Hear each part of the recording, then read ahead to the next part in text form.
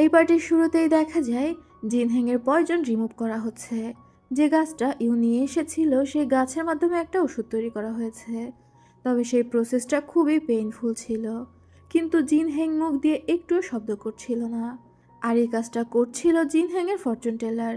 You আর Mister Bai দুইজনেই ওই ডাক্তারের ঘরের সামনে দাঁড়িয়েছিল। ইউ মিস্টার বাইকে বলছিল এটা তো অনেক পেইনফুল একটা প্রসেস, তারপরও জিনহেং একটুও শব্দ করছে না।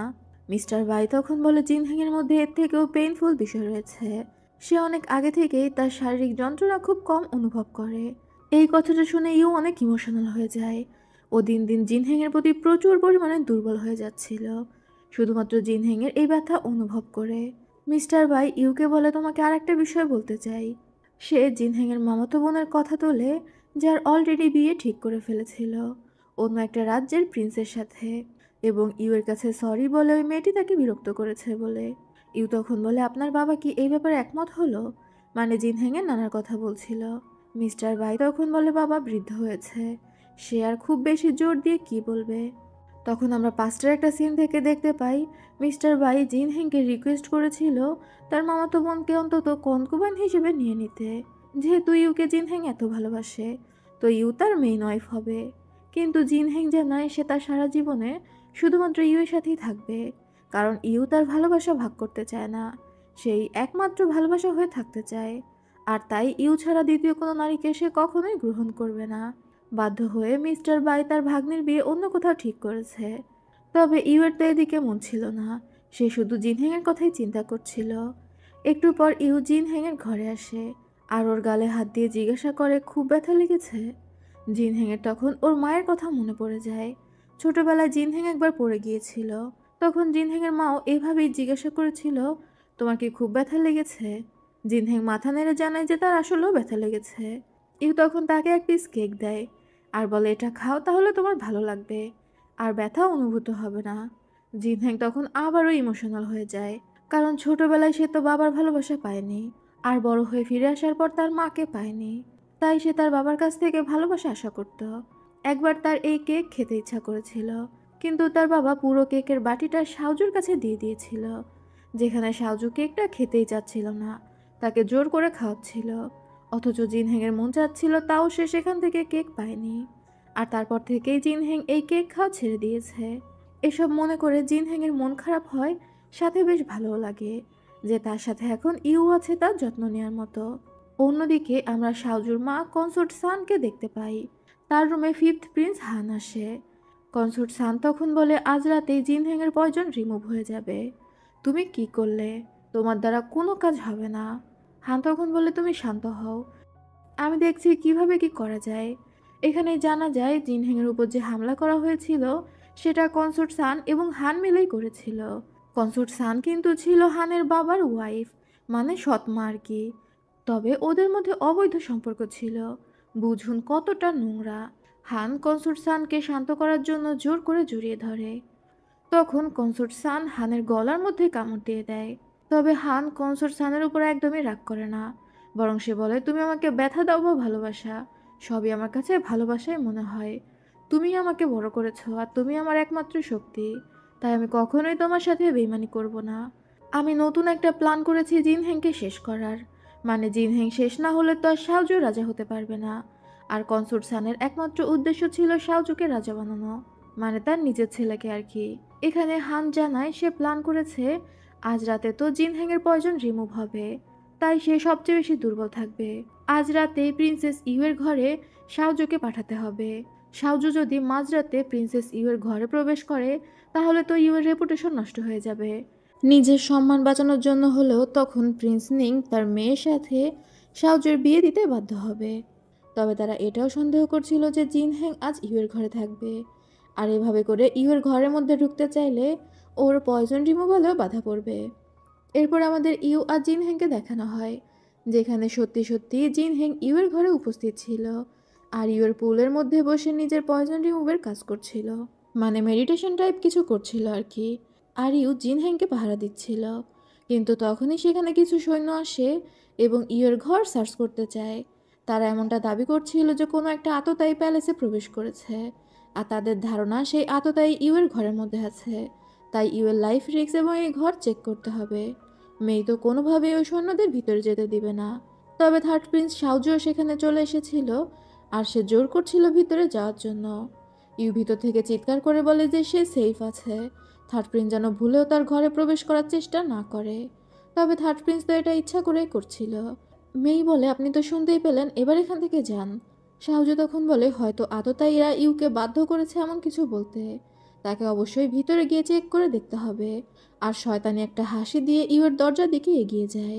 সে কেবলই ইউয়ের দরজা ধাক্কা দিতে যাচ্ছিল, তখনই সেখানে মিস্টার বাই চলে আসে আর খুব জোরে টান দিয়ে শাহজুকে সরিয়ে দেয়। শাহজু তো বেশ ব্যথা পায়। সে রাগে মিস্টার বাইকে বলে কেন তাকে এভাবে সরিয়ে দেওয়া হলো। সে তো ইউয়ের নিরাপত্তার জন্যই এখানে এসেছে। মিস্টার বাই তখন বলে ইউয়ের রুমে কেউই নেই, তাই ইউয়ের নিরাপত্তা নিয়ে তাকে না ভাবলেও চলবে। শাওজু তখন বলে, প্রিন্সেস ইউর যদি কিছু হয়ে যায় সে দায় কি আপনি নেবেন? তখনই সেখানে ইউয়ের বাবা চলে আসে আর বলে, মিস্টার বাই না নিলেও আমি নিব। আমার প্যালেসে কোনো আততায়ী ঢুকেছে আর আমি জানি না, এমনটা তো হতে পারে না। আর আমার মেয়ের দায়িত্ব আমার, তাই আমাকে এই বিষয়টা বুঝতে দাও। শাওজু তখন বলে, আপনি যদি আমাকে ভিতরে না যেতে দেন তাহলে কোনো সমস্যা নেই, তবে রাজার তরফ থেকে আদেশ আছে অবশ্যই প্রিন্সেস ইউয়ের রুম সার্চ করতে হবে। আমি একজন ন্যানিকে সাথে নিয়ে এসেছি, সে গিয়ে প্রিন্সেস ইউয়ের রুম চেক করবে। ভিতর থেকে তো ইউ সব কিছুই শুনতে পাচ্ছিল। আরও বুঝতে পারে যে শাওজু কোনোভাবেই চেক না করে ছাড়বে না। তখন ইউ একটা প্ল্যান করে। ও নিজের কোট খোলে আর পুলের মধ্যে নেমে যায় যেখানে জিনহেং ছিল। জিনহেং তো ততক্ষণ পর্যন্ত চোখ বন্ধ করেছিল। তবে ইউকে নামতে দেখেও যখন চোখ খোলে, ও তো ইউকে দেখে পুরো মুগ্ধ হয়ে যায়। ইউ এসে জিনহেংয়ের মুখে হাত বুলিয়ে দেয়, কারণ ইউ টাচ করলে জিনহেং অনেকটা শান্ত হয়ে যাবে। এখানেই সিন কাট হয়। একটু পরে শাওজুর পাঠানো ন্যানি ইউয়ের ঘরে প্রবেশ করে। সাথে ছিল মেই। তবে সে এসে দেখতে পায় ইউ তো গোসল করছে। ইউ তখন ওই ন্যানির উদ্দেশ্যে বলে, দেখুন, আপনি আমার ঘরের চারপাশ দেখে নিন, হয়তো কোনো আততায়ী লুকিয়ে থাকতেও পারে। তবে আপনাদের কর্মকাণ্ডে আমি খুবই বিরক্ত হচ্ছি। আমার গোসল করার মুডটাই চলে গিয়েছে। আর মেয়েকে বলে, বের হয়ে আমার কাপড় পাঠিয়ে দিও, আমি আর গোসল করব না। নানি তো বুঝতে পারে যে ইউ বিরক্ত হয়েছে। তারপরেও শাওজু তো ওকে পাঠিয়েছিল চারপাশে খুঁজে দেখতে ভেতরে জিনহ্যাং আছে কিনা। আর নানি চারপাশে চোখ বুলিয়ে দেখতে পায় সেখানে কেউই নেই। তখন সে ইউয়ের কাছে ক্ষমা চেয়ে বের হয়ে আসে আর শাওজুকে জানায় যে ভিতরে কেউ নেই। সে খুব ভালোভাবে চেক করে দেখেছে। শাওজু তখন রেগে সেখান থেকে বের হয়ে যায়। ইউ যখন ভিতর থেকে বুঝতে পারে যে সবাই চলে গিয়েছে, ও তো হাঁপ ছেড়ে বাঁচে। তারপর ও জিনহেং বলে ডাকতে থাকে, কিন্তু জিনহেং আশেপাশে কোথাও ছিল না। ইউ একটা দিকে তাকিয়ে জিনহেং বলে ডাকছিল। তখনই জিনহেং ওর পেছন দিক থেকে এসে ওর খুব কাছাকাছি চলে আসে। ইউ তো পুরো হার্টবিটই বেড়ে যায়। জিনহেং ইউকে বলে, আজ তুমি আমার অনেক বড় উপকার করেছ, বলতে গেলে আমার জীবন বাঁচিয়েছ। এখন তুমি বলো আমি তোমাকে কিভাবে এই উপকারের প্রতিদান দিতে পারি। ইউ তখন বলে তার কোনো প্রতিদান প্রয়োজন নেই, সে এমনি জিনহেংয়ের উপকার করেছে। জিনহেং তখন বলে, কেমন হয় যদি আমাকেই আমি দিয়ে দিই। এটা শুনে তো ইউয়ের হার্টবিটই বেড়ে যায়। জিনহেং ইউয়ের অনেকটা কাছাকাছি চলে আসে আর তারপর ইউয়ের বুকে যেখানে জিনহেং ট্যাটু করে দিয়েছিল সেই ট্যাটুর উপর একটা চুমু খায়। ইউ তো বেচারি এখানে হার্ট অ্যাটাক করে মরে যাওয়ার উপক্রম হয়েছিল। সে জিনহেংকে ধাক্কা দিয়ে সরিয়ে দিয়ে বলে, লম্পট কোথাকার। আর এরপর ওরা পুলের মধ্যে পানি ছোড়াছড়ি করে কিছুক্ষণ। পরবর্তী সিনে দেখা যায় ওরা পুলের বাইরে বসেছিল। তখন জিনহেং ইউকে বিয়ের জন্য প্রপোজ করে। ইউ জিনহেংকে শুধু একটা কথাই জিজ্ঞাসা করে, শুধুমাত্র আমি? জিনহেং তখন ইউকে কথা দেয় সে তার সারা জীবনে শুধুমাত্র ইউকেই ভালোবাসবে, অন্য কোনো মেয়ে কখনো তার জীবনে আসবে না। ইউ বলে জিনহেং যদি তার কথা রাখতে পারে তাহলে ইউ জিনহেংকে বিয়ে করতে রাজি আছে। তবে কখনো যদি ওর জীবনে অন্য কোনো মেয়ে আসে তাহলে ইউ তার সাথে থাকবে না। জিনহেং এক নাগাড়ে অস্থির হয়ে ইউকে বলতে থাকে, আমি আমার সারা জীবনে কাউকে বিশ্বাস করতে পারিনি, আমার ফ্যামিলিকেও বিশ্বাস করতে পারিনি, শুধুমাত্র তোমাকে বিশ্বাস করেছি। আমার জীবনে তুমি ছাড়া কেউ নেই। তো জিনহেংকে থামানোর জন্য ইউ জিনহেংকে কিস করে দেয়। আর এখানেই শুরু হয়ে যায় তাদের রোমান্স। একটু তো রোমান্স হবে, রোমান্টিক নাটক বলে কথা। এরপর পরদিন সকালের দৃশ্য দেখানো হয়। মোমো ইউয়ের সাথে দেখা করতে এসেছে আর খুঁচিয়ে খুঁচিয়ে জিজ্ঞাসা করছিল, তাহলে কি তোমরা অলরেডি প্রেম করছো?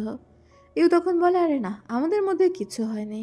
তবে মোমো তো একজন রাইটার ছিল আর ও বাংলাদেশি সাংবাদিকদের মতো সব ঘরের খবর বের করে নিয়ে আসতো। ও বলে, গত রাতে থার্ড প্রিন্স তোমার ঘরে ঢুকতে চাচ্ছিল, সে কি এমন প্ল্যান করেছিল যে তোমার রেপুটেশন নষ্ট করে তোমাকে বিয়ে করবে? ইউয়েরও তখন এই বিষয়টা মাথায় আসে। ও তখন মোমোকে কানে কানে কিছু একটা শিখিয়ে দেয়। মোমো তখন বলে এটা তো অনেক রিস্কি বিষয় হয়ে যায়। ইউ তখন বলে বড় কিছু পাওয়ার জন্য ছোট ছোট রিস্ক তো নিতেই হবে। আর এরপরেই দেখা যায় মোমো একটা নিউজ ছাপিয়ে দিয়েছে, একদম ব্রেকিং নিউজ। সে থার্ড প্রিন্স শাওজু এবং লিনের প্রেমের খবর জানিয়ে দিয়েছিল, যেটা নিয়ে শহরে তো পুরো হইচই বেঁধে যায়। সবাই তো এই ধরনের গসিপই পছন্দ করে। আর এরপর ইউ চলে যায় কনসোর্ট সানের সাথে দেখা করতে। ও আসলে কনসোর্ট সানকেও ওই বিষয়টা জানাতে চাচ্ছিল। কনসোর্ট সান ইউকে বলে তোমার তো বিয়ের বয়স হয়েছে, তোমার বাবা কি তোমার বিয়ে নিয়ে কিছু ভেবেছে? ইউ তখন কনসোর্ট সানকে জানায় তারা তো ভাবছে, আর ইউ অলরেডি একজনকে পছন্দ করে। কনসোর্ট সান বলে পছন্দ করবে না করবে এটা সম্পূর্ণ তোমার বিষয়, অবশ্যই তুমি তোমার যোগ্য কাউকে দেখেই পছন্দ করবে, তবে সাজু কিন্তু খারাপ না। ইউ তখন কনসোর্ট সানকে জানিয়ে দেয় যে সারা শহরের মানুষ জেনে গিয়েছে সাজু এবং লিন প্রেম করে, তাই সে কখনোই অন্য কারো প্রেমিককে তো পছন্দ করতে পারে না। এটা শুনে কনসোর্ট সান ঘাবড়ে যায়। সে ইউকে বলে সে একটু ক্লান্ত, ইউর সাথে পরে কথা বলবে। এরই মধ্যে সেখানে সাজু চলে আসে। ইউ যাওয়ার সময় সাউজুকে একটা মুখ ঝামটা মেরে চলে যায়। তবে কনসোর্ট সান সাউজুর উপর প্রচণ্ড রেগে যায়। সাউজু কি সত্যি লিনকে বিয়ে করবে নাকি? সাউজুও তখন চুপ করে থাকে। আর ওকে চুপ করে থাকতে দেখে কনসোর্ট সান তো বুঝতে পারে সাউজু লিনকে পছন্দ করে। কনসোর্ট সান তখন বলে তুমি যদি ইউকে বিয়ে করো তাহলে প্রিন্স নিং এর সাপোর্ট পাবে, কিন্তু লিনের কি আছে, ও সামান্য একটা কনকুবাইনের মেয়ে। তোমার রুচি এতটাই নিচে নেমে গিয়েছে, এখনো সময় আছে, ভেবে দেখো তুমি কি করবে। এটা বলে সে রেগে ঘর থেকে বের হয়ে যায়। তবে সাজু সত্যিই লিনকে খুবই ভালোবাসতো। ও অনেকটা প্রেসারে পড়ে যায় আর প্রচুর ড্রিঙ্ক করতে থাকে। তখন লিন এসে জিজ্ঞাসা করে কি হয়েছে, আবারও তোমার মা কি তোমাকে ইউকে বিয়ে করার জন্য চাপ দিচ্ছে? সাজু তখন অনেকটা ইমোশনাল হয়ে যায় আর প্রায় কান্না করতে করতে বলে আমি সরি, আমি সত্যিই চাই তোমাকে বিয়ে করার জন্য, কিন্তু আমি বুঝতে পারছি না আমি কি করব। মানে নর্মালি প্রেমিক প্রেমিকাদের মধ্যে যেসব কথা হয় আর কি। লিন তখন সাজুকে জড়িয়ে ধরে সান্ত্বনা দেয়, তবে ও ইউর উপর প্রচণ্ড রেগে গিয়েছিল। এরপরেই দেখা যায় প্রিন্স নিংকে কোনো একটা যুদ্ধের জন্য যেতে হবে। সে তো পুরো রেডি হয়েছিল, যুদ্ধ নিয়ে তার কোনো সমস্যা নেই। সমস্যা হচ্ছে তার মেয়ে ইউ।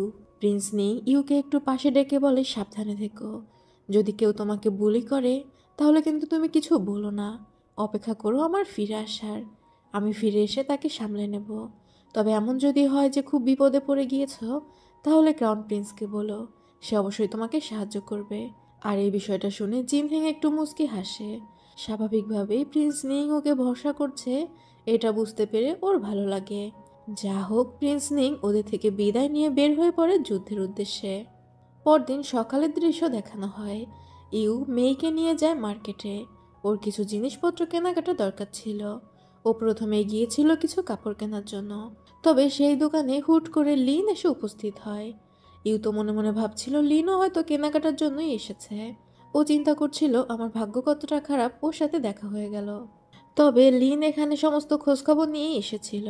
আর ও এসে ইউকে বলে দেখো আমার ভাগ্য কত ভালো, আমি তোমাকে বোন বলে ডাকতে পারবো। এটা শুনে ইউ বলে তুমি নিশ্চয়ই মজা করার জন্য এসেছো, আমার কোনো বোন নেই, আর আমি চাই না তুমি আমাকে বোন বলে ডাকো। লিন তখন বলে তুমি যখন থার্ড প্রিন্সকে বিয়ে করবে তখন তো আমি তোমাকে বোন বলেই ডাকতে পারবো।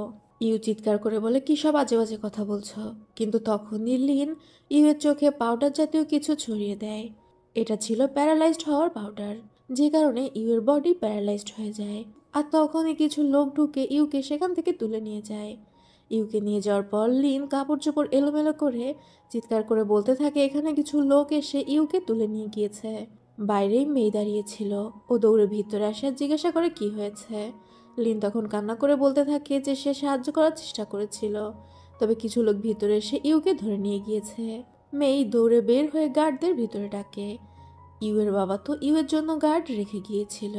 মেই ওই গার্ডদের বলে দেয় দ্রুত ক্রাউন প্রিন্সকে খবর দাও, সারা শহর খুঁজতে হবে, কিছু লোক আমাদের ম্যাডামকে তুলে নিয়ে গিয়েছে। এরপর একটা গাড়ি দেখানো হয় যার মধ্যে করে ইউকে নিয়ে যাওয়া হচ্ছিল, তবে গেটে গার্ডরা অলরেডি পাহারায় দাঁড়িয়ে গিয়েছিল, মানে এই শহর থেকে বের হওয়ার গেটে। ওই গার্ডরা যখন এই গাড়ি চেক করতে চায় তখন যে লোকটি গাড়ি চালাচ্ছিল সে বলে এই গাড়িতে তার বউ আছে, আর তার বউয়ের বিরল একটা রোগ রয়েছে যেটা খুবই ছোঁয়াচে।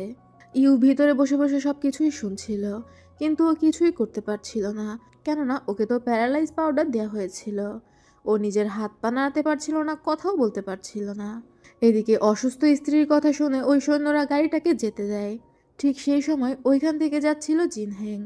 ও একবার গাড়িটার মধ্যে উকি দেয় এবং সাদা রঙের একটা পোশাক দেখতে পায়। ইউও পুরোপুরি দেখতে পায় যে জিনহেং সেখান থেকে পাস করছে। জিনহেং ইউর ফেস দেখতে পায় না, জাস্ট পোশাক দেখেছিল। আর এই কারণেই ও বুঝতে পারে না যে গাড়ির মধ্যে ইউ রয়েছে। এদিকে ইউ তো কোনো কথা বলতে পারছিল না, তাই সে জিনহেংকে ডাকতেও পারে না। ইউ এর গাড়ি শহর থেকে বের হয়ে যায়। জিনহেং ঘোড়া নিয়ে দ্রুত আসে হুয়ালির কাছে এবং আপডেট জিজ্ঞাসা করে যে ইউকে খুঁজে পাওয়া গিয়েছে কিনা। তবে হুয়ালি জানায় বহু খোঁজাখুঁজি করার পরেও ইউ এর কোনো খোঁজ পাওয়া যায়নি। তবে ওদের সমস্ত চরদের লাগিয়ে দেওয়া হয়েছে, অবশ্যই খুব দ্রুত খবর পাওয়া যাবে। এদিকে ইউকে নিয়ে আসা হয়েছিল একটি জঙ্গলের মধ্যে এবং অবশ্যই লিনের হুকুম ছিল ইউয়ের সম্মানহানি করার, যাতে করে ইউ আর সম্মানের সাথে বাঁচতেই না পারে। আর ওই দুই লোক যারা ইউকে ধরে নিয়ে এসেছিল তারা বলছিল বেশি স্ট্রাগল করার দরকার নাই, তোমাকে প্যারালাইজ পাউডার দেওয়া হয়েছে। আর ইউও সত্যি সত্যি হাত পা নাড়াতে পারছিল না। একজন পাহারায় ছিল আর আরেকজন ইউর সাথে জোর জবরদস্তি করার চেষ্টা করছিল। তখন ইউ ওর চুলের কাঁটা সেই লোকের ঘাড়ের মধ্যে ঢুকিয়ে দেয়। অন্যজন তখন এসে ইউকে আঘাত করার চেষ্টা করে। তবে তখনই ওই লোকটার গলায় একটা আঘাত দেখা যায়। আর লোকটা পড়ে গেলে দেখা যায় পেছনেই ছিল জিনহেং। জিনহেং আর হুয়ালি সেখানে চলে এসেছিল। জিনহেংকে দেখে ইউ যেন প্রাণ ফিরে পেয়েছিল। জিনহেং দ্রুত এসে ওর কোটটা ইউকে পরিয়ে দেয়। তবে ইউ তো প্রচণ্ড ভয় পেয়ে গিয়েছে। জিনহেং ওকে সান্ত্বনা দিয়ে বলছিল কিছু হয়নি, তুমি একদমই ঠিক আছো। একজন তো মারা গিয়েছে, তবে আর একজন জীবিত ছিল। ইউ জিনহেংকে বলে আমি কি তোমার তলোয়ারটা ধার করতে পারি। জিনহেং তো বুঝতে পারে যে কি করতে চাচ্ছে। ওই লোকটি বারবার মাফ চাচ্ছিল আর বলছিল আমি জানতাম না আপনি প্রিন্সেস, আমাদেরকে হুকুম দেওয়া হয়েছিল আপনার সম্মান নষ্ট করার। তবে ইউ তো কোনো কথা শুনতেই রাজি ছিল না। ও জিনহেংয়ের তলোয়ারটা হাতে তুলে নেয়, তবে ওর হাত কাঁপছিল। ওই লোকটাকে মারতে পারছিল না। তখন জিনহেং এগিয়ে আসে আর ইউয়ের হাত ধরে তলোয়ার দিয়ে ওই লোকটিকে মেরে ফেলে। আর এই বিষয়টির কারণে ইউ তো ভয়ে সেখানে অজ্ঞান হয়ে যায়। জিনহেং তখন ইউকে কোলে তুলে নেয় আর বলে আগামীকাল যখন তুমি ঘুম থেকে জেগে উঠবে এটাকে একটা দুঃস্বপ্ন মনে করে ভুলে যেও। পরদিন সকালের দৃশ্য দেখানো হয়। ইউ বিছানায় বসে বসে তখনও কাঁপছিল। ও নিজের হাতের দিকে তাকিয়ে চিন্তা করছিল যে এই হাত দিয়ে ও একজনকে মেরে ফেলেছে। তখন জিনহেং ঘরে আসে। আরও তো ইউয়ের অবস্থা দেখে বুঝতেই পারে যে ইউ প্রচণ্ড ভয় পেয়ে গিয়েছে। ও ইউয়ের কাছে এসে ইউকে সান্ত্বনা দেওয়ার চেষ্টা করে। ইউ তখন বলে তোমার কি মনে হয় গতকাল আমার সাথে কোনো অ্যাক্সিডেন্ট হয়ে গেলে আমি নিজেকে মেরে ফেলতাম? যে আমার সাথে এটা ঘটাতে চেয়েছিল সে হয়তো ভেবেছিল যে আমার সম্মান নষ্ট করে দিলে আমি মারা যাব। কিন্তু আমি এমনটা কখনোই করতাম না। আমার জীবন আমার কাছে সবার আগে। আমার বেঁচে থাকাটাই আমার কাছে ইম্পর্ট্যান্ট। আমি কখনোই আমার সম্মান নষ্ট হওয়ার জন্য মরে যেতাম না, বরং আমি ফিরে আসতাম এবং প্রতিশোধ নিতাম। জিনহেংয়ের ইউয়ের এই মেন্টালিটি খুবই ভালো লাগে, মানে অনেক স্ট্রং মেন্টালিটি আর কি। জিনহেং ইউয়ের সামনে হাঁটু গেড়ে বসে আর বলে তুমি চিন্তা করো না, এখন থেকে আমি তোমার খুব ভালো মতো খেয়াল রাখবো। এটা আমার ব্যর্থতা ছিল, আমি তোমাকে ঠিকভাবে প্রোটেক্ট করতে পারিনি। তবে আর কখনোই এমনটা হবে না। আর তুমি অনেক সাহসী। তুমি এটা ভেবো না তুমি কাউকে মেরে ফেলেছ, বরং এটা ভাবো যে তুমি একজন অপরাধীকে শাস্তি দিয়েছ। তবে সবকিছু বুঝলেও ইউর অনেক কষ্ট হচ্ছিল। ও জিনহেংকে জড়িয়ে ধরে অনেক কান্না করতে থাকে। জিনহেং তখন বলে তোমার কান্না করা কি শেষ হয়েছে? তবে ইউ বারবার ফুপিয়ে ফুপিয়ে কান্না করে উঠছিল। জিনহেং তখন ইউকে একটা কিস করে দেয়। ইউ কান্না থামিয়ে দেয়। আবারও যখন ইউ কান্না করে ওঠে জিনহেং আবারও ওকে একটা কিস করে দেয়। মানে যতবার ইউ কান্না করতে থাকবে ততবারই জিনহেং ওকে কিস করতে থাকবে। মানে এই সুযোগের অপেক্ষাতেই তো জিনহেং ছিল। তবে অনেক হয়েছে রোমান্স, এবার কাজে ফিরে আসা যাক। জিনহেং হুয়ালিকে বলে ওই কাপড়ের দোকানে যারা যারা জানতো যে ইউকে কিডন্যাপ করা হয়েছে সবাইকে শহরের বাইরে পাঠিয়ে দেওয়ার জন্য। এবং হুয়ালি এমনটাই করে, সবাইকে টাকা পয়সা দিয়ে শহরের বাইরে পাঠিয়ে দেয়। লিনকে প্যারালাইজ পাউডার দিয়ে জেলে এনে বন্দি করে রাখতে বলে, তার শাস্তি ইউ ঠিক করবে। এবং হুয়ালিকে বলে 100টা চাবুকের বাড়ি নিয়ে নিতে, কারণ হুয়ালি ইউকে প্রোটেক্ট করতে পারেনি। হুয়ালিও তখন জিনহেংয়ের কথা মতো কারাগারে চলে যায় আর 100টা চাবুকের বাড়ি নিয়ে নেয়, একদম সত্যি সত্যি। সেখানে মিস্টার বাই আসে আর সে হুয়ালিকে নিয়ে গিয়ে ওষুধ লাগিয়ে দিতে দিতে বলে তুমি তো সিরিয়াস হয়ে গিয়েছ, হয়তো জিনহেং একটু রেগে বলেই ফেলেছে, কিন্তু তোমার 100টা চাবুকের বাড়ি নেওয়া উচিত হয়নি। হুয়ালি তখন বলে সে তার কাজে ফাঁকি দিয়েছে, আর এটা সে ডিজার্ভ করে। মিস্টার বাই তখন বলে, তুমি তো জানোই জিনহেং ইউকে কতটা ভালোবাসে। এরপর থেকে ওর প্রতি আরও বেশি প্রোটেক্টিভ হবে, আর আশা করি তুমি জিনহেংয়ের প্রতি রাগ পুষে রাখবে না। হুয়ালি আর কোনো কথা বলে না। এরপর হুয়ালি যায় জিনহেংয়ের কাছে জানাতে যে সে তার শাস্তি গ্রহণ করেছে। জিনহেং তখন হুয়ালিকে একটা ওষুধ দেয়, আর সেম কথা বলে, তুমি তো জানো ইউ আমার কাছে আলাদা। আমি আশা করি ভবিষ্যতে তুমি ওকে প্রোটেক্ট করবে। হুয়ালি মাথা নেড়ে সম্মতি জানায়। জিনহেং তখন হুয়ালিকে ধরে ভিতরে নিয়ে যায়। এরপর দেখা যায় ইউ শুয়ে শুয়ে আচার খাচ্ছিল। জিনহেং ওর কাছে আসে আর জিজ্ঞাসা করে ওর কি একটু ভালো লাগছে কিনা। ইউ তখন জানায় ওর তো ভালো লাগছে। জিনহেং জিজ্ঞাসা করে, এবার তুমি লিনের সাথে কি করতে চাও? ইউ তখন বলে, আমার তো মন চাচ্ছে আমি ওকে মেরে ফেলি, কিন্তু ওকে মেরে ফেললে ওর তো কোনো শাস্তিই হবে না। লিন সবচেয়ে যে জিনিসগুলোকে ভয় পায় সেটার প্রথমটা হচ্ছে ওর আর শাওজুর রিলেশন। লিন আর শাওজুর রিলেশন কিন্তু অনেক রিয়েল ছিল, দুইজন একে অপরকে খুবই ভালোবাসতো। দ্বিতীয় হচ্ছে লিনের রেপুটেশন। আর 3 নম্বর হচ্ছে লিনের শিক্ষা দীক্ষা আর কি। মানে ওর অনেকটা অহংকার ছিল যে ও এই রাজ্যে সবচেয়ে ট্যালেন্টেড লেডি হবে, যাতে সবাই ওকে সম্মান করে, এই অহংকারটা আর কি। তো একে একে ইউ লিনের এই সকল জিনিসগুলো কেড়ে নেবে, যাতে করে লিন বেঁচে থাকে কিন্তু মৃত্যু যন্ত্রণা ভোগ করে। আর এই সব কিছু করার জন্য ওকে প্রথমে লিনের সম্মান নষ্ট করতে হবে, যেটা লিন ওর সাথে করতে চেয়েছিল। জিনহেং তখন বলে, তুমি যেমনটা চাচ্ছ তেমনটাই হবে। ইউ তখন জিনহেংকে বলে, তোমার কি মনে হচ্ছে না আমি একটা কুটনি বুড়ির মতো প্ল্যান করছি, আর তুমি সেই প্ল্যানে সাড়া দিচ্ছ? তোমার কি আমাকে ভিলেন মনে হচ্ছে না? জিনহেং তখন বলে, একদমই না, বরং আমার ভালো লাগছে তোমাকে স্ট্রং দেখে।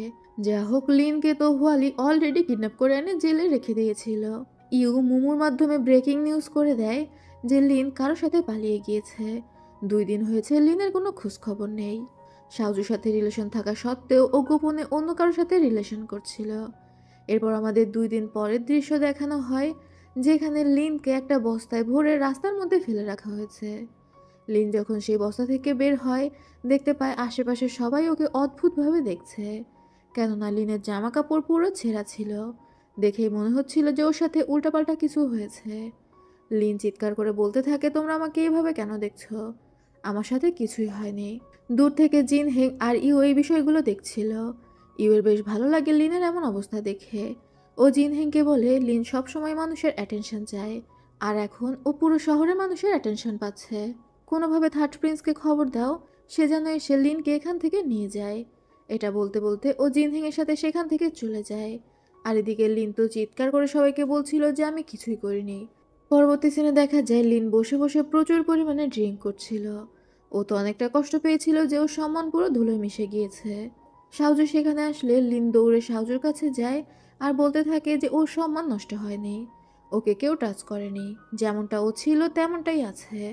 তবে সাউজু জিজ্ঞাসা করে, গত 2 দিন তুমি কোথায় ছিলে? আমি অবশ্যই তোমাকে বিশ্বাস করি, কিন্তু আমাকে তো জানতে হবে যে তোমার সাথে কি ঘটেছে। লিন তখন মনে মনে চিন্তা করে যে ও যদি সাউজুকে বলে ও ইউকে কিডন্যাপ করার চেষ্টা করেছিল, যে কারণে কেউ একজন ওকে কিডন্যাপ করে জেলে রেখে দিয়েছিল, তাহলে তো ফেঁসে যাবে। ও তখন সাউজুকে বলে গত 2 দিন ও কোথায় ছিল কিভাবে ছিল ওর কিছুই মনে নেই।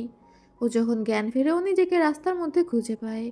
তবে সাউজু এই বিষয়টা বিশ্বাস করে না, আর লিনও এই বিষয়টা বুঝতে পারে যে সাউজু ওকে বিশ্বাস করছে না। তখনও সাউজুকে বলে, আমি বুঝতে পেরেছি আমাদের সম্পর্কের ভবিষ্যৎ এখন কি হবে। তুমি কি শেষবারের মতো আমার সাথে 1 কাপ ওয়াইন খাবে?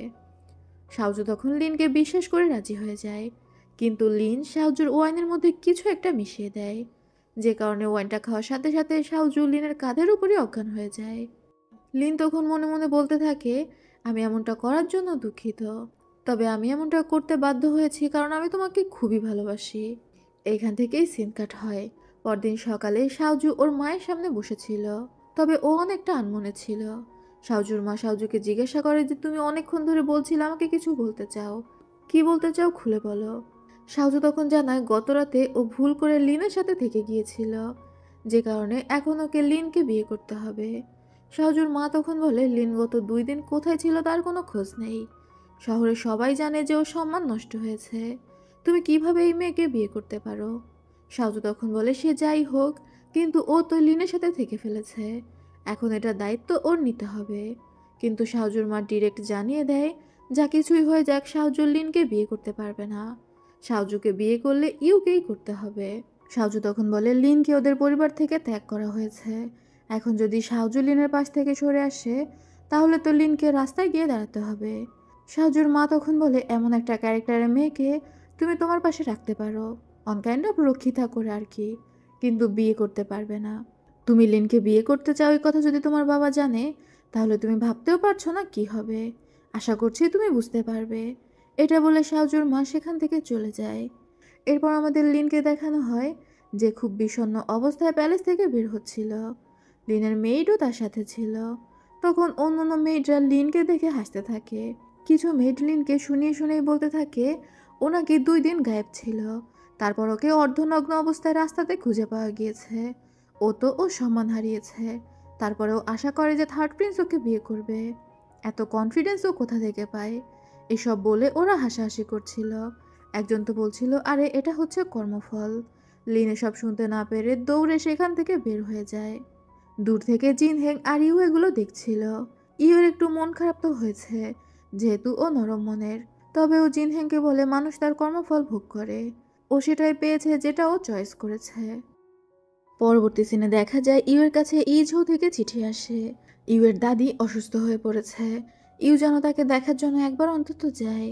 তার দাদি মনে করছিল সে আর বেশিক্ষণ বাঁচবে না, তাই সে ইউকে শেষবারের মতো দেখতে চায়। ইউ তো অস্থির হয়ে যায় ওর দাদির কাছে যাওয়ার জন্য। তবে এখন তো ওর বাবা শহরে ছিল না, তাই ও চলে যায় জিনহেংয়ের কাছে এবং জিনহেংকে জানায় ওর দাদি অসুস্থ, তাই ও ইঝৌতে যেতে চায়। জিনহেং যেন এটার ব্যবস্থা করে দেয়।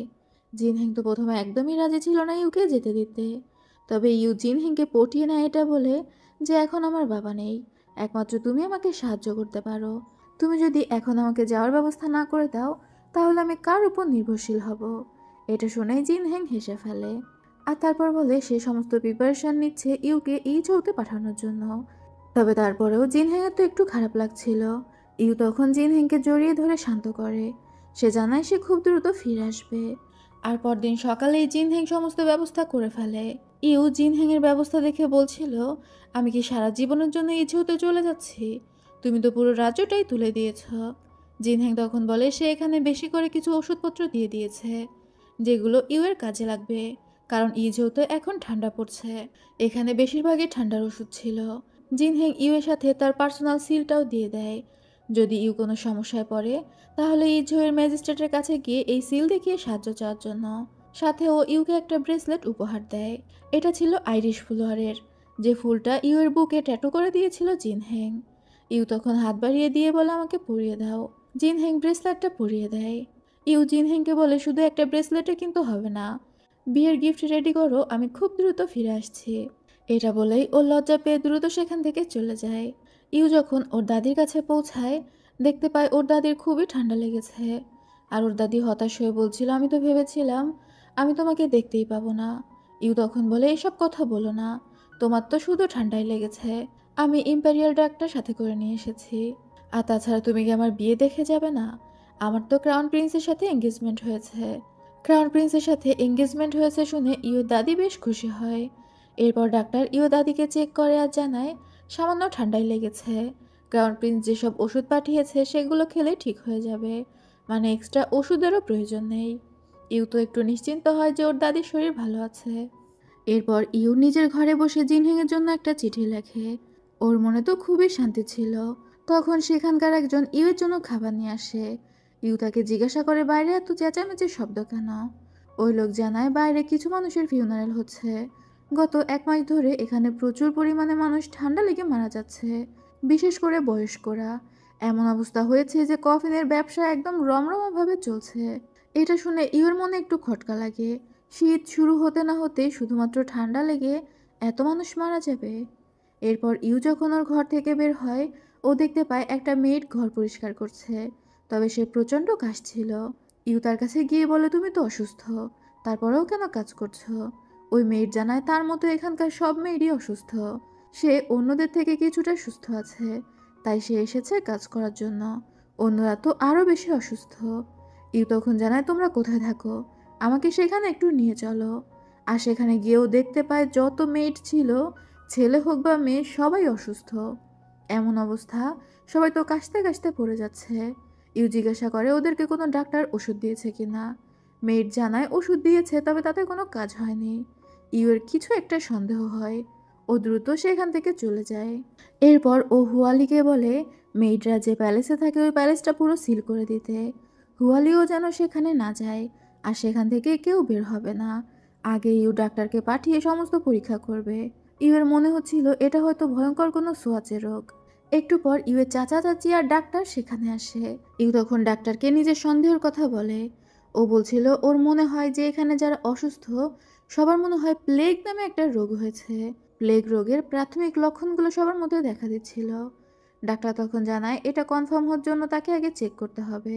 ইউ জানায় সে সবাইকে গৃহবন্দী রাখার নির্দেশ দিয়েছে। এমনকি ইউ নিজেও 3 দিন ঘর থেকে বের হবে না।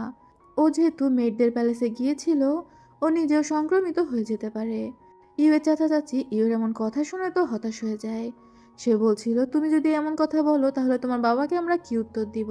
ইউ তখন বলে চিন্তা করো না, আগে ডাক্তার চেক করুক, পরেরটা পরে দেখা যাবে। তবে তার সন্দেহ যদি সত্যি হয়, মানে এটা আসলেও প্লেগ হয়, তাহলে তো মহামারী দেখা দিবে। আর দেখা যায় ইউয়ের সন্দেহই সত্যি হয়। আসলেও এই রোগটা ছিল প্লেগ, যার প্রথম লক্ষণ হচ্ছে ঠান্ডা এবং কাশি, এরপর প্রচণ্ড জ্বর। ইউ ভয় পেয়ে ডাক্তারকে জিজ্ঞাসা করে তার দাদিরও প্লেগ হয়েছে কিনা। ডাক্তার তখন জানায় তার দাদির সাধারণ ঠান্ডা লেগেছে, ওইটা প্লেগ না। তবে যেসব মেয়েরা অসুস্থ তাদের প্লেগ হয়েছে। ইউ তখন ডাক্তারকে গ্রেটিং করে বলে আপনি আপনার সর্বোচ্চ দিয়ে চিকিৎসা করার চেষ্টা করুন, এটা মহামারী আকার যাতে ধারণ না করে। ডাক্তার তখন ইউকে শান্ত করে বলে আপনি চিন্তা করবেন না, আমি অবশ্যই আমার সর্বোচ্চ দিয়েই সাহায্য করব।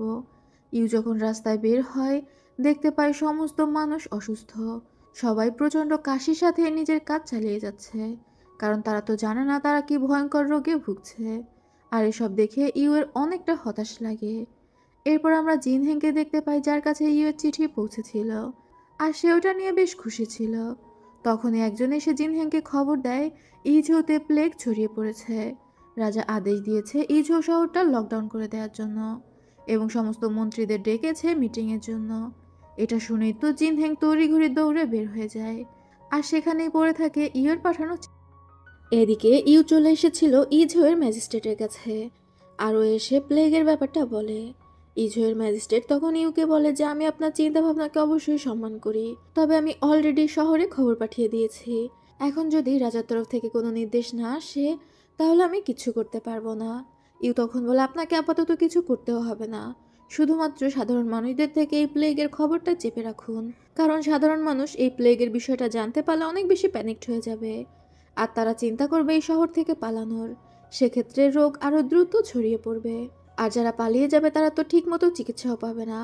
তবে ম্যাজিস্ট্রেট বলছিল যে সে নিজেই কিছু করতে পারবে না, আগে রাজার আদেশ আসুক, তারপরে প্রিন্সেসের কথা সে শুনতে পারবে না। ইউ তখন ক্রাউন প্রিন্সেস সিল দেখিয়ে বলে এখনও কি শুনতে পারবেন না। ম্যাজিস্ট্রেট তখন মনে মনে চিন্তা করে ক্রাউন প্রিন্স তাকে এত ভালোবাসে, নিজের পার্সোনাল সিল তাকে দিয়ে দিয়েছে, সে তো এবার ইউর কথা মেনে নিতে চাচ্ছিল। তখনই একজন গার্ড এসে ম্যাজিস্ট্রেটের কানে কানে কিছু একটা বলে। তখন ম্যাজিস্ট্রেট ইউকে বলে অনেক দেরি হয়ে গিয়েছে, শহর থেকে অলরেডি কিছু গার্ডকে পাঠানো হয়েছে যারা ইজোয়ের গেটের বাইরে অবস্থান করছে, এবং কোনো মানুষ এখন গেটের বাইরে যেতে পারবে না। ইউ অবাক হয়ে চিন্তা করে এগুলো বাইরে কিভাবে গেল। তখন আমাদের কনসোর্ট সামকে দেখানো হয়, সে একজনকে টাকা দিয়ে এই খবরটা পাস করিয়েছিল। আর ইউও বুঝতে পারে এর পিছনে অবশ্যই অন্য কেউ আছে, কারণ শহর থেকে গার্ড আসতে হলেও অন্তত 10 দিন সময় লাগবে। নিশ্চয়ই এই সব কিছু আগে থেকে প্ল্যান করা হয়েছে, এবং কেউ একজন এই খবরটা ইচ্ছা করে ছড়িয়ে দিয়েছে যাতে করে শহরে বিশৃঙ্খলা সৃষ্টি হয়। তখনই আরেকজন সৈন্য এসে খবর দেয় গেটের বাইরের লোকদের আর সামলানো যাচ্ছে না। ইউ তখন ম্যাজিস্ট্রেটকে নিয়ে দ্রুত সেদিকে যায়।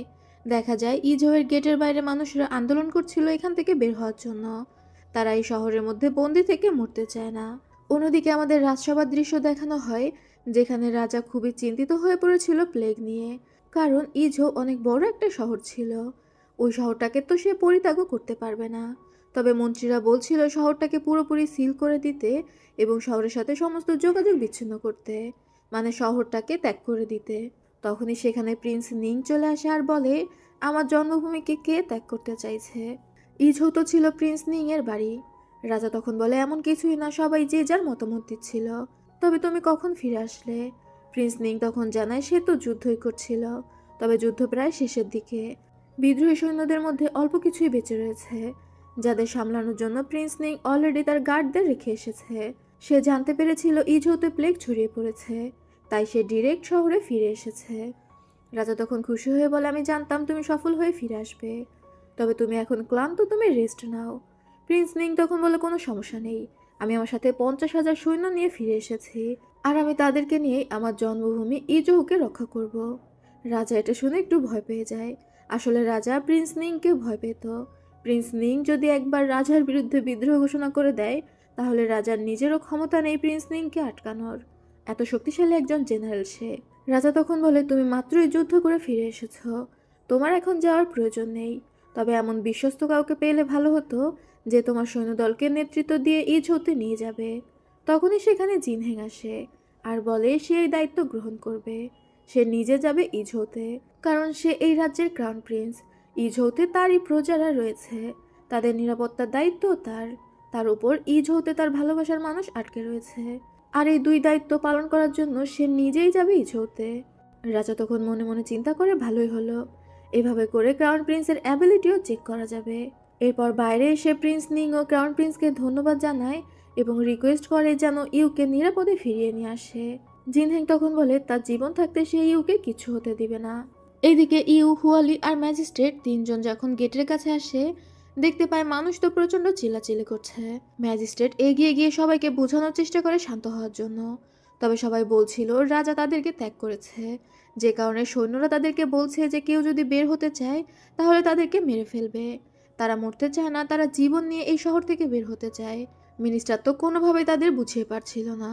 সেখানে একটা লোক বেশি কথা বলছিল, মানে সবার লিডার টাইপ ছিল আর কি। তাকে দেখে ইউয়ের একটু খটকা লাগে, কারণ ইউয়ের মনে হচ্ছিল এই লোকটিকে সে চেনে, আর তাকে দেখে ইজোয়ের সদস্য বলেও মনে হচ্ছিল না। ইউয়ের মনে পড়ে যায় এই লোককে সে শাওজুর প্যালেসে দেখেছে, তার মানে এই প্লেগের নিউজ ছড়ানোর পেছনে শাওজুর হাত রয়েছে। এর আগে তো আমরা দেখেছিলাম যে কনসোর্ট সানি এই নিউজটা ছড়িয়েছিল। ইউ তখন হুয়ালিকে নির্দেশ দেয় ওই লোকটিকে ধরে আনার জন্য, আর হুয়ালি ডিরেক্ট গিয়ে ওই লোককে টেনে সামনে নিয়ে আসে। এটা দেখে জনগণ আরো বেশি প্যানিকড হয়ে যায়। ইউ ওই লোকটিকে বলে, তোমাকে আমি শাওজুর প্যালেসে দেখেছি, কিন্তু লোকটি অস্বীকার করে। ইউ আর কোনো কথা না বাড়িয়ে হুয়ালির তলোয়ার দিয়ে ওই লোকটির গলা কেটে ফেলে। এটা দেখে তো সবাই হতভম্ব হয়ে যায়। ইউ তলোয়ারটা ফেরত দিয়ে সামনের দিকে এগিয়ে যায়, আর তারপর বলে, তোমরাই তো বলছিলে যে তোমরা এই গেট থেকে বের হবে, আমি শুধু তোমাদেরকে একটা নমুনা দেখিয়ে দিলাম এই গেট থেকে বের হতে চাইলে কি হতে পারে। আর তোমাদের কি মনে হয় তোমরা এই শহর থেকে বের হলে বাঁচতে পারবে? এই শহর থেকে বের হলে তোমাদের চিকিৎসা কে করবে? শহরের ডাক্তাররা অলরেডি ওষুধ নিয়ে গবেষণা শুরু করে দিয়েছে। ওরা তখন বলছিল ওরা এখন কি করবে, সবাই তো প্রচণ্ড ভয় পেয়ে আছে। ইউ তখন বলে, ভয় পেও না, রাজা কখনোই এই শহর পরিত্যাগ করবে না। যতক্ষণ পর্যন্ত আমার বাবা আর আমার ফিয়ন্সে আছে, ততক্ষণ পর্যন্ত এই শহর কেউই ত্যাগ করতে পারবে না। তখন ভিড়ের মধ্যে থেকে সবাই বলতে থাকে যে আপনি কে? ইউ নিজের মুখের মাস্ক খুলে ফেলে আর বলে সে প্রিন্স নিংয়ের মেয়ে প্রিন্সেস ইউশি এবং ভবিষ্যৎ ক্রাউন প্রিন্সেস, তাই তার উপর সবাই ভরসা করতে পারে। এরপরেই দেখা যায় স্বাস্থ্যকেন্দ্রের মতো তৈরি করা হয়েছিল, যেখানে সব অসুস্থ রোগীদের রাখা হয়েছে, আর সবাই মিলে একসাথে প্রচুর পরিশ্রম করছিল ওই সকল অসুস্থ রোগীদের সুস্থ করে তোলার জন্য। শহরের সমস্ত ডাক্তাররা একত্রিত হয়েছিল, সাথে ইউ, হুয়ালি এবং মেয়ে সবাই মিলে কাজ করছে। একদিন পরের দৃশ্য দেখানো হয়, ইউ একটা চকলেট হাতে ভিতরে আসে আর একটা বাচ্চা মেয়ের খোঁজ করতে থাকে। ডাক্তার তখন খুব দুঃখের সাথে জানায় গতকাল ওই মেয়েটি অসুস্থ হয়ে পড়েছিল আর সে মারা গিয়েছে। এটা শুনে ইউয়ের প্রচণ্ড মন খারাপ হয়। ওই মেয়েটির সাথে কাটানো কিছু সময় মনে করতে থাকে, যেখানে ইউ মেয়েটিকে কথা দিয়েছিল পরদিন আমি আসলে তোমার জন্য একটা চকলেট নিয়ে আসবো। কিন্তু সময়ের কাছে হেরে গিয়ে ওই মেয়েটি ইউয়ের দেওয়া চকলেটটা খেতে পারল না। ইউ মনে মনে চিন্তা করতে থাকে, এই প্লেগ যদি কোনো মানুষের কারণে হয়ে থাকে তাহলে আমি অবশ্যই এটার প্রতিশোধ নিব। আর এরপরে ইউ হুয়ালির সাথে কথা বলে, জিজ্ঞাসা করতে বলে যে শুরুর দিকে, মানে একদম শুরুতে যাদের প্লেগ হয়েছিল তাদের প্লেগটা হয়েছিল কোথা থেকে, মানে এই রোগের উৎপত্তি কোথা থেকে হলো। হুয়ালি যেন ঘরে ঘরে গিয়ে খোঁজ করে। হুয়ালি তখন প্রত্যেকটা ঘরে ঘরে গিয়ে খোঁজ করতে থাকে, তখন ওরা একটা পানির কুয়োর খোঁজ পায়। সবাই ওই কুয়ো থেকে পানি খায় এবং এক বৃদ্ধ মহিলা অভিযোগ করছিল যে কয়েক মাস আগে কিছু পুরনো কাপড় এই পানির মধ্যে কেউ ফেলে গিয়েছিল। হয়তো সেগুলো কোনো প্লেগ রোগীর কাপড় ছিল, আর ওই কাপড় থেকে এই জীবাণু পানির মধ্যে মিশে গিয়েছে। আর এই পানি খাওয়ার ফলে লোকজনের মধ্যে প্লেগ ছড়িয়ে পড়েছে। ইউ আর হুয়ালি ওই কুয়োর সামনে গিয়ে বিষয়টা পর্যবেক্ষণ করছিল। তখন আমরা দেখতে পাই পেছন থেকে কেউ একজন এই বিষয়টা খেয়াল করছে। আর কনসোর্ট সানের কাছে খবর চলে যায় যে ইউ ওই কুয়োর ব্যাপারে খোঁজ পেয়ে গিয়েছে। কনসোর্ট সান তখন ওই লোককে জিজ্ঞাসা করে ইউকে কি মেরে ফেলা হয়েছে নাকি ওকে বোবা বানিয়ে দেওয়া হয়েছে। ওই লোকটি ভয়ে ভয়ে বলে প্রিন্সেস ইউ প্রিন্স নিং এর মেয়ে, তার উপর সে ক্রাউন প্রিন্সের ভালোবাসা। এরপর তার সাথে আবার অনেক স্কিল্ড একজন গার্ড থাকে, মানে হুয়ালি, তাই ইউকে মারা অতটা সহজ হবে না। কনসোর্ট সান এটা শুনে প্রচণ্ড রেগে যায় আর ওই লোকটিকে বলে আমি জানি না তুমি কিভাবে কি করবে, যত দ্রুত সম্ভব ইউর মুখ বন্ধ করো। ওই লোকটি তখন সেখান থেকে চলে যায়। তবে দরজার বাইরে থেকে শাওহান এই সব কিছু শুনছিল, মানে কনসোর্ট সানের প্রেমিক যে আর কি। রাতের বেলা হুয়ালি এসে ইউকে জানায় আশেপাশে সমস্ত ওষুধের দোকানদাররা ওষুধের দাম কয়েক গুণ বাড়িয়ে দিয়েছে, আর এভাবে করলে ওরা পর্যাপ্ত ওষুধ কালেক্ট করতে পারবে না। এমনকি ইজো শহরের আশেপাশের ওষুধের দোকানদাররাও কয়েক গুণ বেশি দাম চাচ্ছিল। ইউ এই বিষয়টা নিয়ে চিন্তাই করছিল, তখনই পাশে দাঁড়িয়ে থাকা একজন ছুরি নিয়ে ইউর উপর আক্রমণ করতে আসে। তবে হুয়ালি ইউর সামনে দাঁড়িয়ে যায় আর সেই ছুরি লেগে যায় হুয়ালির। হুয়ালির সাথে সাথেই তো ওই গার্ডকে মেরে ফেলে। তবে ও যেহেতু আহত হয়েছিল, ইউ দ্রুত ডাক্তারকে ডেকে হুয়ালি চিকিৎসার জন্য ভিতরে পাঠিয়ে দেয়। একটু পরে ডাক্তার এসে জানায় যে ওয়ালির সামান্যই আঘাত লেগেছে, মানে গুরুতর কোনো ক্ষতি হয়নি।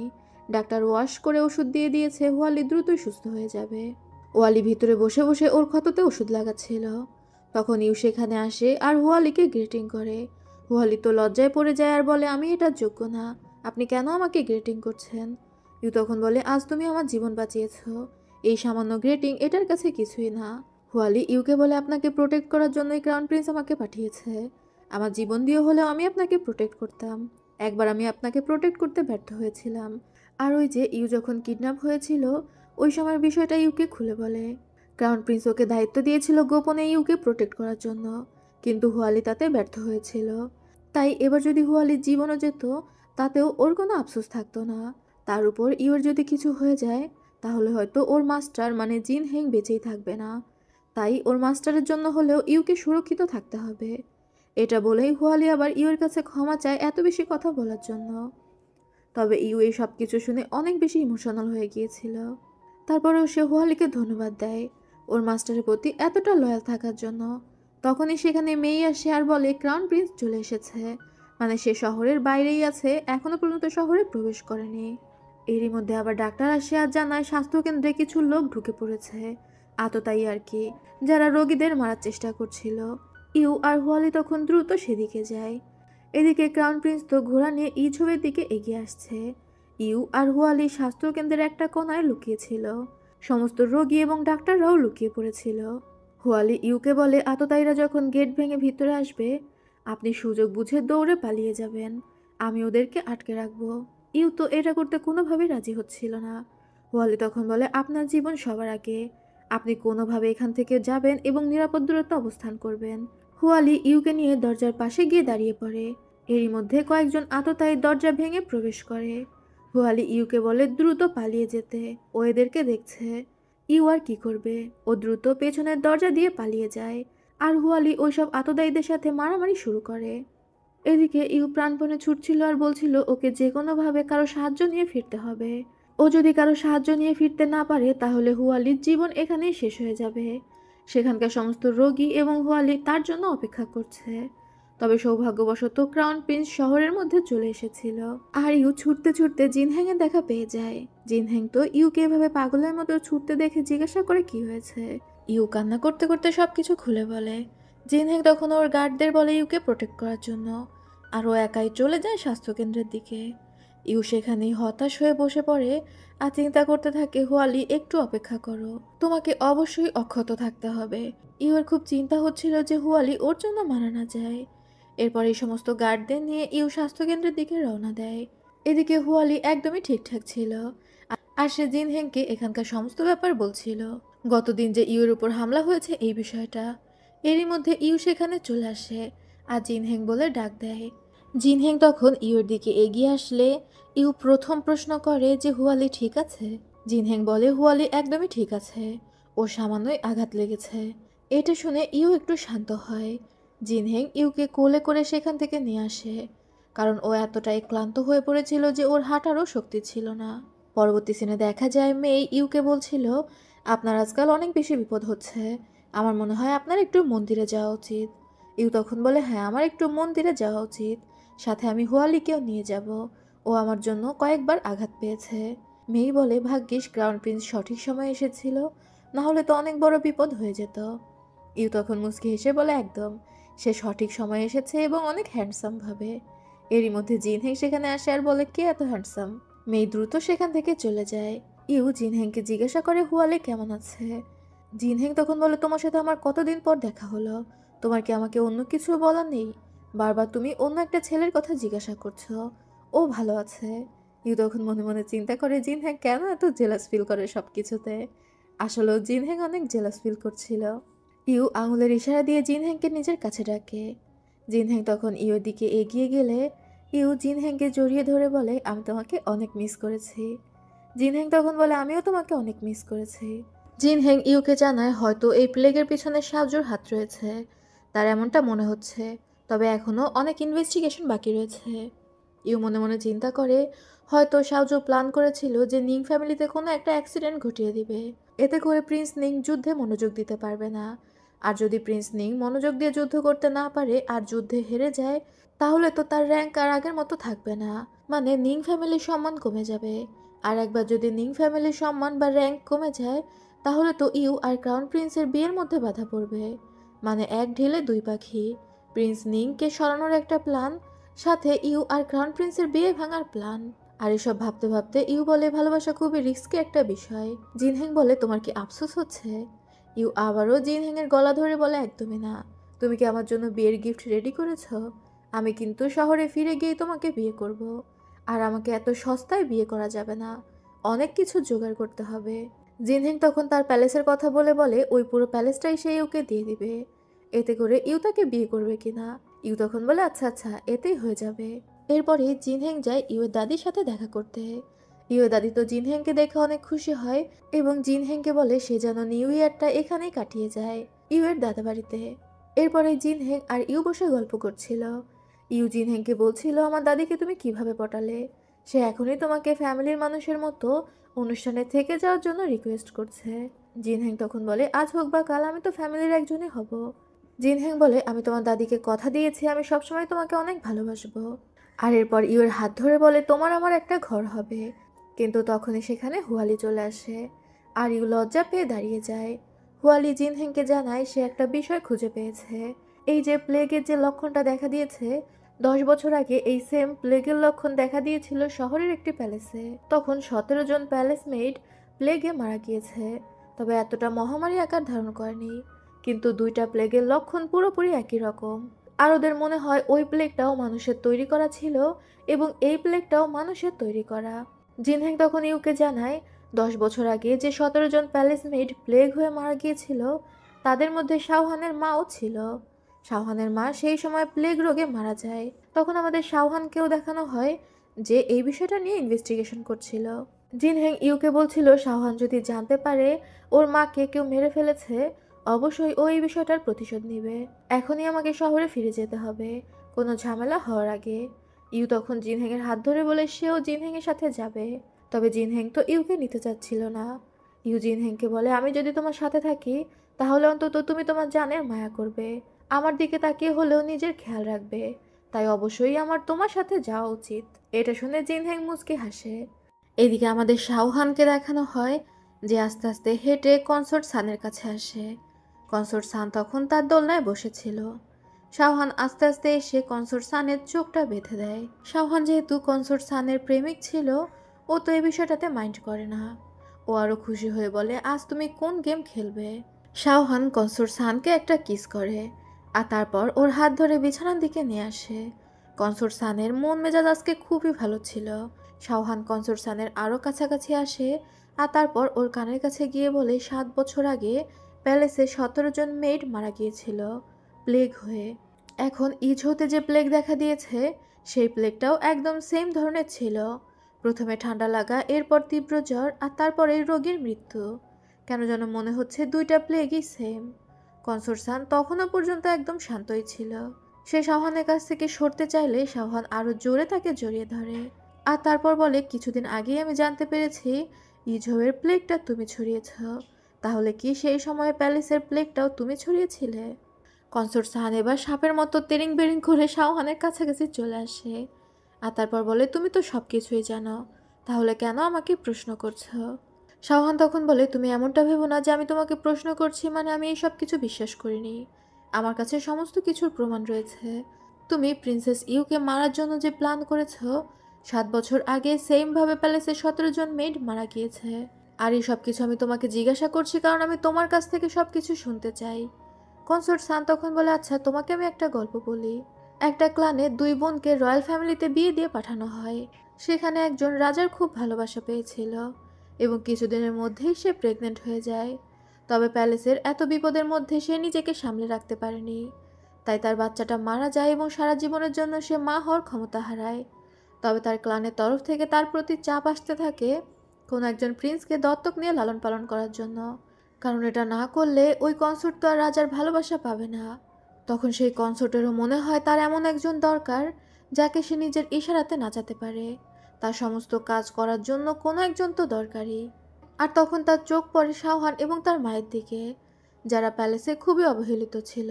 শাওহানের মা প্যালেসে একজন মেয়েদের মতোই জীবন কাটাতো, অথচ শাওহান ছিল প্রিন্স, মানে রাজার ছেলে আর কি। আর তাই সে শাওহানের মাকে মেরে ফেলেছে এবং শাওহানকে খুব যত্ন করে লালন পালন করেছে, যাতে করে শাওহান তার প্রতি লয়াল হয় এবং সে শাওহানকে দিয়ে তার সমস্ত কাজ সম্পন্ন করতে পারে। শাওহান তখন বলে, তুমি আমাকে সবসময় বলতে তুমি কাউকে বিশ্বাস করো না, কিন্তু তুমি এটা কিভাবে বিশ্বাস করে নিলে যে আমি তোমাকে মারবো না? এটা বলেই ও কনসোর্ট সানের গলা টিপে ধরে, আর এত জোরে গলা টিপে ধরে যে সেখানে কনসোর্ট সানের মৃত্যু হয়ে যায়। তবে কনসোর্ট সানকে মারার পর শাওহান অনেকটা কষ্ট পেয়েছিল। সে কনসোর্ট সানকে জড়িয়ে ধরে বলে, আমি কখনোই তোমাকে আমার আন্টি হিসেবে ট্রিট করিনি। সবসময় আমি তোমাকে ভালোবেসেছি। তুমি চিন্তা করো না, আমি সবসময় তোমার পাশে থাকবো। এটা বলে ও কনসোর্ট সানকে কোলে তুলে নিয়ে সেখান থেকে বের হয়ে আসে। এরপর দেখা যায় শাওহান কনসোর্ট সানকে একটা বিছানায় শুয়ে রেখেছে। তখনই সেখানে জিনহেং চলে আসে, আর ও তো দেখে বুঝতেই পারে যে শাওহান কনসোর্ট সানকে মেরে ফেলেছে। শাওহান তখন বলে, তুমি চিন্তা করো না, আমি তোমাকে সাহায্য করব। জিনহেং বলে, কনসোর্টরা যদি কোনো অপরাধ করে তাদের শাস্তি দেওয়ার জন্য আলাদা নিয়ম রয়েছে। কেন তুমি এমনটা করলে? শাওহান আস্তে আস্তে উঠে দাঁড়ায় আর বলে, ছোটবেলা থেকে আমি এটাই জানতাম যে তুমি আর আমি একরকম। তুমিও অনেক সাফার করে বড় হয়েছো আর আমিও। তবে জানো, আমার থেকে তোমার ভাগ্য অনেক ভালো। তোমার কাছে প্রিন্স নিং এর সাপোর্ট আছে, তোমাকে ভালোবাসার জন্য প্রিন্সেস ইউশি আছে। তবে আমার কাছে কেউ নেই। যাকে আমি ভাবতাম যে সে আমাকে ভালোবাসে, সেও আমাকে ধোঁকা দিয়েছে।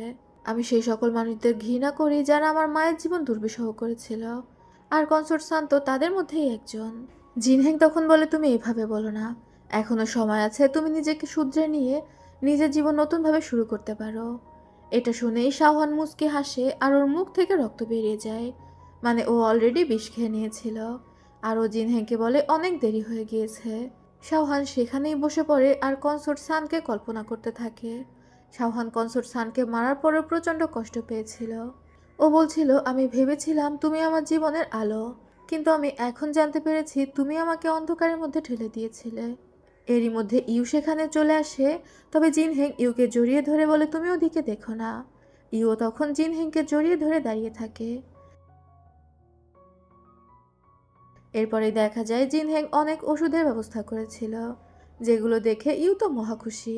এবার প্লেগ নিয়ন্ত্রণে আনা যাবে এবং সেই ওষুধগুলো নিয়ে ওরা দিনরাত পরিশ্রমে লেগে পড়ে সবার সেবা যত্ন করতে। এবং বহু পরিশ্রমের পর অবশেষে ইজু প্লেগ মুক্ত হয়। সবাই তো প্রচণ্ড আনন্দে উল্লাস করতে থাকে। তবে এই খবরে একদমই খুশি ছিল না শাওজু। একে তো ওর মা মারা গিয়েছে, শাওহান ওর মাকে মেরে নিজেও আত্মহত্যা করে নিয়েছে, তাই সেখানে তো প্রতিশোধ নেওয়ার কিছু নেই।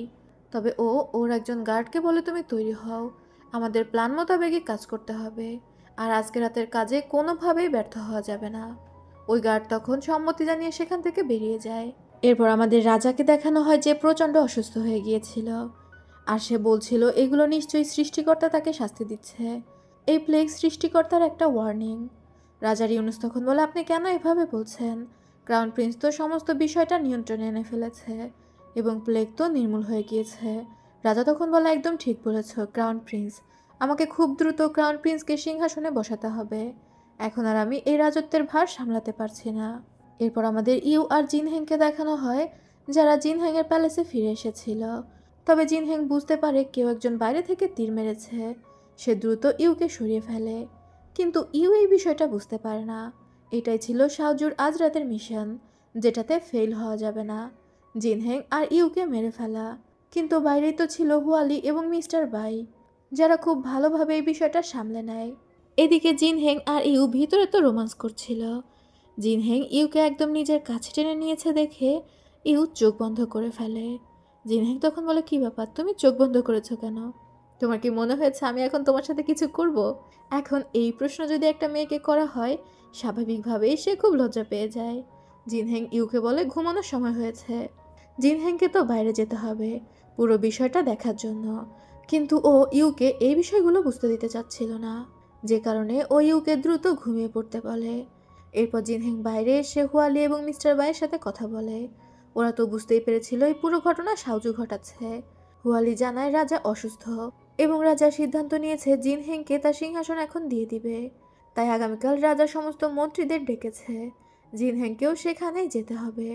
মিস্টার বাই জিনহেংকে সাবধান করে দেয়। জিনহেং তখন বলে সে বিষয়টা দেখে নিবে। তবে সকালবেলায় হুয়ালি যেন ইউকে তার বাবার প্যালেসে দিয়ে আসে, কারণ জিনহেংয়ের প্যালেসে থাকা ইউয়ের জন্য নিরাপদ না। তবে ইউ যেন এই বিষয়ে কিছু জানতে না পারে। সকালবেলা ইউ ঘুম থেকে ওঠার আগেই প্যালেসের সামনে সমস্ত রক্ত পরিষ্কার করে ফেলা হয়।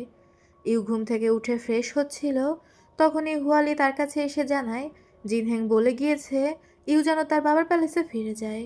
ইউ তখন অবাক হয়ে জিজ্ঞাসা করে জিনহেং এমনটা কেন বলে গেল। ও তো চিন্তিত হয়ে জিজ্ঞাসা করে, হুয়ালি আমাকে সত্যি করে বলো, জিনহেং কোথায়? এরপর আমাদের রাজসভার দৃশ্য দেখানো হয়, যেখানে সবাই উপস্থিত ছিল, মানে শাওজু সহ অন্যান্য মন্ত্রীরা। আর সবার শেষে আসে জিনহেং। ও এসে রাজার কাছে সরি বলে ওর দেরি হওয়ার জন্য। শাওজু তখন বলে, তুমি তো সবার অ্যাটেনশন পাওয়ার জন্যই এমন করো, সবসময় তুমি অ্যাটেনশন পেতে ভালোবাসো। জিনহেং শাওজুর কথার কোনো উত্তর দেয় না। এদিকে হুয়ালি ইউকে সবকিছু খুলে বলে। জিনহেং গিয়েছে প্যালেসে এবং রাজা অসুস্থ, হয়তো শাওজু কিছু একটা ঘটাবে। জিনহেং কোনো একটা বিপদের আভাস পেয়েছে, তাই সে ইউকে নিরাপদ দূরত্বে সরিয়ে দিতে যাচ্ছে। তবে ইউ তো আর এভাবে যাবে না। সে হুয়ালিকে বলে, তুমি আমাকে একটা বিষয়ে সাহায্য করো। হুয়ালি বলে, অবশ্যই। ইউ তখন বলে, সমস্ত মন্ত্রীদের ওয়াইফদের ইনভাইট করো, বলো যে ক্রাউন প্রিন্সের বাগানে আমি একটি অনুষ্ঠানের আয়োজন করেছি, সবাইকে সেখানে দাওয়াত দিচ্ছি। হুয়ালি তখন বলে, এই বিপদের মধ্যে আপনি অনুষ্ঠানের আয়োজন করবেন? ইউ তখন হুয়ালির কানে কানে কিছু একটা শিখিয়ে দেয়। হুয়ালি ইউর কথায় সম্মতি জানিয়ে সেখান থেকে বের হয়ে পড়ে। আবারও মন্ত্রিসভার দৃশ্য দেখানো হয়। জিনহেং আশেপাশে সবাইকে দেখে বুঝতে পারে শাওজু সবাইকে অলরেডি সাজিয়ে নিয়ে এসেছে। ও তখন বলে, আমার বাবা খুবই অসুস্থ, কিন্তু এখনও তো সে মরে যায়নি, সে এখনও রাজ্য শাসন করতে পারবে। কিন্তু আমার কেন যেন মনে হচ্ছে সবাই আপনারা আমার বাবাকে নিয়ে অনেক বেশি টেনশন করছেন। সে উপস্থিত থাকতেও আপনারা অন্য কিছু কিভাবে ভাবতে পারেন? শাওজু তখন বলে, তারা ভুল কি যাচ্ছে, বাবা বৃদ্ধ হয়েছে এবং অসুস্থ হয়ে পড়েছে, এখন তো রাজ্যের এই সকল দায়িত্ব সে সামলাতে পারবে না, তাই এখনই সময় নতুন কাউকে এই দায়িত্ব বুঝিয়ে দেওয়ার। জিনহেং তখন বলে, আমি তো আছি, ক্রাউন প্রিন্স হিসেবে আমি রাজ্যের দায়িত্ব সামলে নিব।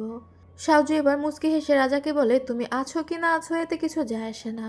আর রাজার দিকে তাকিয়ে বলে, আমি মনে করি না জিনহেং ক্রাউন প্রিন্স হওয়ার যোগ্য, সেই রাজ্যের জন্য ভালো রাজা হতে পারবে। আমি অনুরোধ করছি ক্রাউন প্রিন্সকে তার পদ থেকে ডিপোজ করা হোক। এখান থেকেই সিন কাট হয়। দেখা যায় ক্রাউন প্রিন্সের ফুলের বাগানে সমস্ত মন্ত্রীদের ওয়াইফরা উপস্থিত হয়েছে। তবে সবাই একে অপরকে দেখে তো অবাক হয়ে যাচ্ছিল, কারণ সবাইকেই বলা হয়েছিল শুধুমাত্র তাকে ইনভাইট করা হয়েছে, কিন্তু এসে দেখা যায় যে এখানে সমস্ত মন্ত্রীদের ওয়াইফকে ইনভাইট করা হয়েছে। তারা ইউয়ের দিকে তাকিয়ে বলে, এখানে কি হচ্ছে, আপনি আমাদের মিথ্যা বলে কেন ডেকে নিয়ে এসেছেন? ইউ এবার একটু মুচকি হেসে এগিয়ে এসে বলে, হ্যাঁ, আমি তোমাদের মিথ্যা বলেছি। এখানে আমি তোমাদের সবাইকে ডেকেছি কারণ আমি আমার হাজব্যান্ডকে সেফভাবে প্যালেস থেকে বের করে আনতে চাই। এটা বলতে বলতেই সেখানে অনেক গার্ডরা এসে চারপাশে ঘিরে ফেলে সবাইকে। তখন একজন বলে, আপনি কি পাগল হয়ে গিয়েছেন? আপনি কি চাচ্ছেন আমাদের মেরে ফেলতে? ইউ তখন বলে, আমি আপনাদের মেরে ফেলতে পারি, আজ আমি আপনাকে মারতে পারি, কাল আমি অন্যজনকে মারতে পারি, যদি আমার হাজব্যান্ডের কিছু হয়ে যায় তাহলে আমি কাউকে এখান থেকে জীবিত বের হতে দিব না। ইউ এমনভাবে কথাগুলো বলছিল যেন সে খুব স্বাভাবিক কথাই বলছে। তখন সেখানকার একজন রেগে গিয়ে বলে, তোমার এত বড় সাহস এখনো হয়নি, সে এখান থেকে বের হয়ে যাবে। তবে সৈন্যরা সাথে সাথে তাদের তলোয়ার হাতে তুলে নেয়, যে কারণে সমস্ত মহিলারা ভয় পেয়ে যায় আর ওরা চুপ করে দাঁড়িয়ে থাকে। ইউ বলে সবাই যদি তার সাথে কোঅপারেট করে তাহলে সবাই নিরাপদে বাড়ি ফিরে যেতে পারবে। ইউ তাদের কারো কোনো ক্ষতি করবে না। তো এবার রাজা তো সাজুর কথা শুনে অনেক রেগে যায়। সে বলে, তোমাকে এত সাহস কে দিয়েছে? তুমি ক্রাউন প্রিন্সকে সরাতে চাওয়ার কে? সাউজু তখন হেসে দিয়ে বলে, আপনি মনে হয় আমার কথা শোনেননি। আমি এইমাত্র আপনাকে বলেছি ক্রাউন প্রিন্সকে সরিয়ে সিংহাসন আমার হাতে তুলে দিতে। রাজা তখন বলে, তোমার কি মনে হয় তুমি বললেই আমি শুনবো? সমস্ত মন্ত্রীদের জিজ্ঞাসা করো, কেউই তোমাকে রাজা হিসেবে চায় না। সাউজু তখন হাসতে হাসতে বলে, আচ্ছা তাই নাকি? সে মন্ত্রীদের দিকে ঘুরে বলে, তোমরাই বলো তোমরা আমাকে রাজা হিসেবে চাও কিনা। তখন সমস্ত মন্ত্রীরা বলতে থাকে যে তারা সাউজুকেই রাজা হিসেবে চায়। আসলে সাউজু এই সকল মন্ত্রীদের আগে থেকেই ঘুষ দিয়ে রেখেছিল, যারা সাউজুর হয়ে কথা বলবে। তার উপর ও জানতো প্রিন্স নিংয়ের সমস্ত সৈন্যরা যুদ্ধের কারণে শহর থেকে অনেক দূরে রয়েছে, তাই জিন হেং প্রিন্স নিংয়ের কোনো সাহায্যও পাবে না। রাজা এবার দাঁড়িয়ে ইমোশনাল হয়ে বলে, তোমরা কিভাবে ক্রাউন প্রিন্সকে এইভাবে ট্রিট করতে পারো? কিছুদিন আগেই সে ইঝোয়ের প্লেগ নিয়ন্ত্রণ করেছে। যদি সে ইঝোয়ের প্লেগ নিয়ন্ত্রণ করতে না পারতো তাহলে তোমরা সবাই এখানে মারা যেতে। সে পুরো রাজ্যটাকে বিপদের হাত থেকে বাঁচিয়েছে। আর এখন তোমরা বলছো যে ক্রাউন প্রিন্সের এই সিংহাসনে ওঠার যোগ্যতা নেই। বরং তোমাদের তো তার কাছে কৃতজ্ঞ থাকা উচিত তোমাদের জীবন বাঁচানোর জন্য। মানে ভাষণ দিচ্ছিল আর কি। সাজু তখন বলে, তো কি হয়েছে? করেছে সে এক দুইটা কাজ, তবে সে যাই করেছে প্রিন্স নিংয়ের সহায়তায় করেছে, যেটা সে এখন আর পাবে না। প্রিন্সেস ইউশির প্যালেসে থাকা ছাড়া ওর তো আর কোনো যোগ্যতাই নেই। এমনভাবে অপমান করছিল আর কি।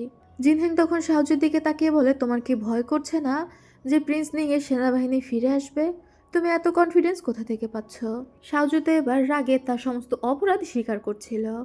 আর সে জিনহেংকে বলছিল, আমি জানি তুমি মৃত্যুকে ভয় পাও না, কিন্তু তুমি প্রিন্সেস ইউশির মৃত্যুকে তো অবশ্যই ভয় পাও। যদি তুমি তার মৃত্যুকে এতই ভয় পাও তাহলে তুমি তাকে কোথাও লুকিয়ে রাখছো না কেন? তুমি চিন্তা করো না, আমি রাজা হওয়ার পর তোমাদের দুইজনকে একসাথে মৃত্যুদণ্ড দিব, যাতে করে তোমরা সব সময় একসাথে থাকতে পারো।